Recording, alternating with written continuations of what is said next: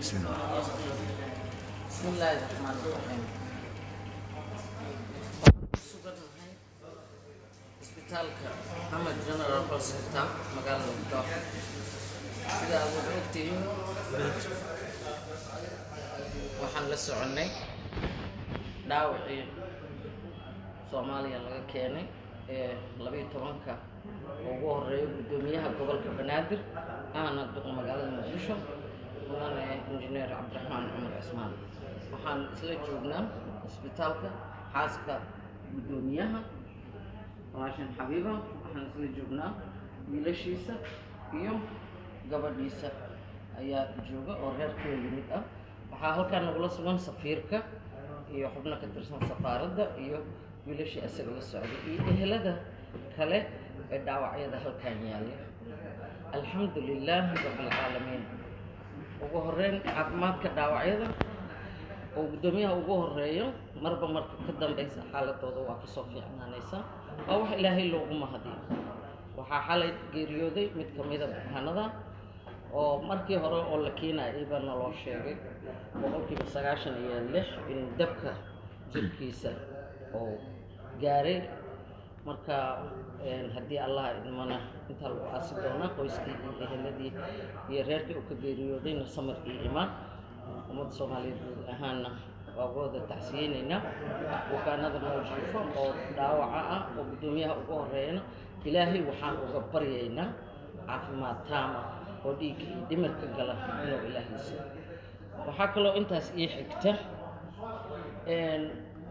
waa la soo dadka social mediaha idaacadaha qaar sida aad ka warqabtaan ayuu ka sheegay xaaladda guud. markaas xitaa marxuumka dhintay ma uusan dhimanin. midda kale waxaan rabaa dadkeenna inaan ugu nasteexeeyo dhaawacyada aan hadda kor taagannahay oo halkan la keenay ugu horeeyo gudoomiyaha injineer Yariso iyo annaga kor taagan iyo kuwa hadlaya intaba guud ahaan waxaan sugaynaa dhimasho. waa xaqiiq naf kastana mowdku waa dhadhaminay.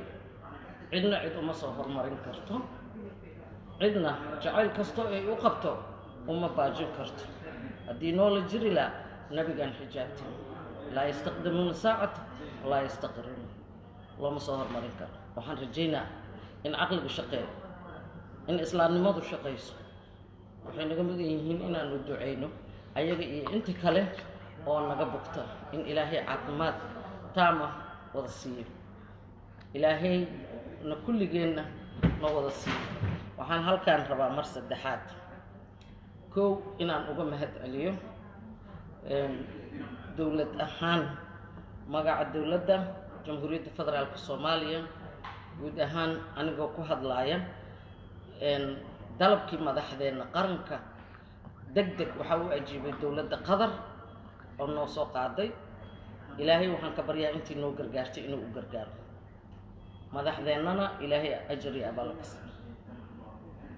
waxaan kaloo na mahad celinayaa safiirka Soomaaliya u jooga dalkan Qatar ambassador Danjire Cabdirasaaq Faarax Taano oo runtii dadaal habeen iyo maalin ah nala garab taagan.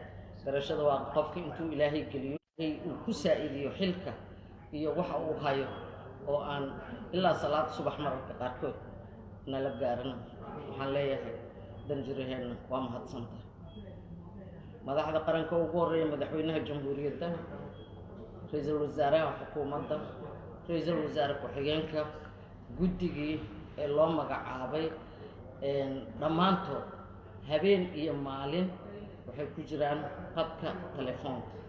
si gaara marwada koowaad ee dalka oo ay saacad ula xiriiraan bukaanada halkan ku sugan ee Soomaaliyeed ee ugu horeeyo gudoomiyaha gobolka Banaadir. waxaan leeyahay dhammaantiin inaad ku caloolfiyoodataan ajal iyo waqti loo dhintay. dhaawac iyo xanuun iyo jirro iyo xaraargu looma dhinto, fayoobina laguma noolaado. aan isu wada rajayno aan isu wada duceyno gaar ahaan ayaga maanta naga mudan oon kor taagannahay inaan u duceyno iyo intii kale oo islaan ah oo xanuun la ildaran ilaahay ha caafiyo wabilaahi towfiiq